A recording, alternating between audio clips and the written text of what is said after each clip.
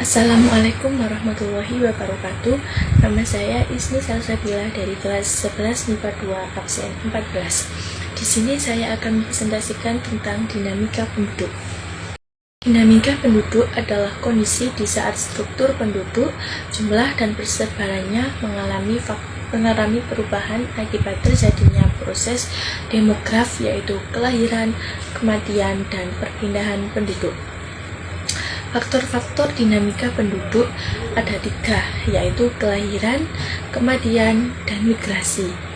Yang pertama ada angka kelahiran atau natalitas, merupakan angka kelahiran yang digunakan untuk menunjukkan tingkat kelahiran per tahun atau melihat laju pertambahan dan kesuburan di suatu daerah. Angka kelahiran dapat diklarifikasikan atas angka kelahiran kasar atau CPR, yaitu penentuan tingkat kelahiran bayi tanpa membeda-bedakan golongan dan umur dalam 1 tahun dari setiap 1000 penduduk suatu wilayah. Angka kelahiran umum atau GFR, yaitu banyaknya kelahiran setiap 1000 wanita yang berusia 15-49 tahun pada pertengahan tahun. Dan angka kelahiran khusus atau ASFR, yaitu angka kelahiran ini ditinjau dari banyaknya wanita dalam kelompok umur. Faktor pendukung kelahiran atau pronatalitas. 1. Ada pernikahan pada usia muda.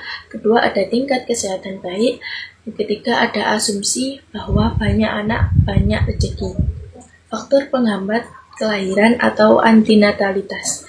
Pertama, ada pelaksanaan program keluarga berencana atau KB. Kedua, ada penundaan usia pernikahan. Ketiga, ada asumsi bahwa anak sebagai beban keluarga.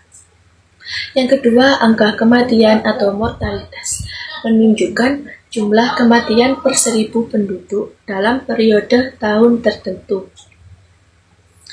Angka kematian dapat diklarifikasikan atas angka kematian kasar atau CDR, yaitu angka yang menunjukkan besarnya kematian yang terjadi dalam 1 tahun dalam setiap 1000 penduduk. Angka kematian menurut kelompok atau ASDR ialah angka yang menunjukkan besarnya kematian yang terjadi pada jangka waktu 1 tahun yang dilihat dari umur, dan angka kematian bayi atau IMR ialah angka yang ditinjau dari banyaknya kematian bayi dalam 1 tahun. Faktor pendukung kematian atau pronatalitas. 1. Bencana alam. 2. Kurangnya fasilitas kesehatan yang memadai. 3. Ada kecelakaan lalu lintas. Faktor penghambat kematian atau antimortalitas. Yang pertama, ada lingkungan yang bersih dan teratur. Kedua, ada ajaran agama yang melarang bunuh diri. Ketiga, ada tingginya kesadaran akan pentingnya kesehatan. Dan yang ketiga, ada migrasi. Migrasi adalah perpindahan penduduk yang bersifat menetap dari satu tempat ke tempat lain dan melampaui batas administrasi suatu wilayah.